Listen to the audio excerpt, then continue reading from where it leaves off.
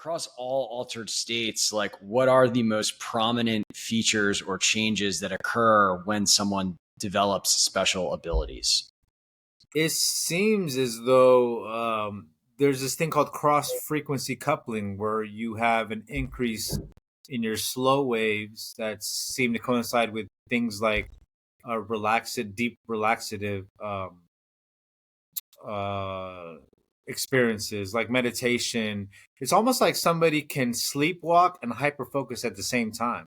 So the slower waves in the brain coincide with the relaxative states, while the faster waves like a beta or gamma, coincide with like a hyper focus. So what I've seen and what I've experienced and what I've taught is that uh, the supernormal aspects of life can come about when you are in these states of deep sedation and hyperfocus at the same time, which almost sound counter, right?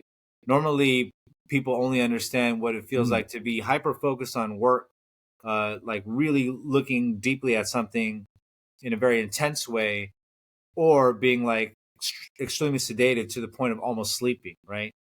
Most people have never really navigated this space of being deeply relaxed and hyper focused at the same time. And that's really what I've noticed in terms of uh, these changes that take place in a person. So it's almost like a theta gamma or like a delta gamma increase in people. And that's really what I've seen across the board. Yeah, I think one interesting example that maybe people can think of is if they've ever been in a hypnagogic state, which is maybe not hyper focused, but it's that kind of in between state of when you fall asleep, but you're still awake and you're relaxed. And it's funny. Sometimes my girlfriend says I'm snoring, but I'm sitting there in my own brain thinking that I'm actually awake.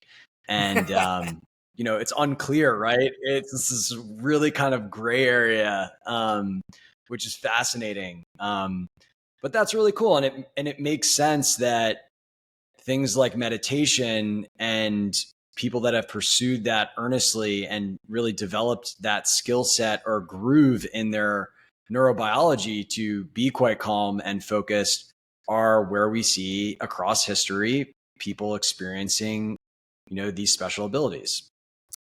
Yeah, I mean, even things as I don't know, nascent is the right word, but like Thomas Edison and a lot of inventors of their time would utilize hypnagogic states to come up with solutions to issues that they couldn't during their active waking state. And I think that's something to be taken into account when we're talking about how information can come about, how ideas can come about. I recently put out a video presentation regarding DMT and education because it seems as though children are navigating this state constantly. And yeah, there's actually evidence that the chemistry table, the periodic table was visualized in a dream.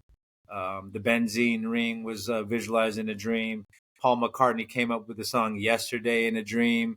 It's these altered states have very strange. They open us up to abilities and information and insights that it's hard to wrap your head around when you're in an active waking mindset. So I think there needs to be a way going forward to intertwine this with the way we learn, education, and I think the way Yeah. that we develop on a personal level. So that's really to me what DMT Quest is about. It's about uh, funding endogenous DMT research, funding altered states, peak performance, supernormal abilities, really pushing it to the next level, the level it needs to go to. High utility things like reversing neurodegenerative conditions. That's a big focus of mine these days because I do feel as though the mechanisms are there in terms of addressing things like Alzheimer's, dementia, Parkinson's.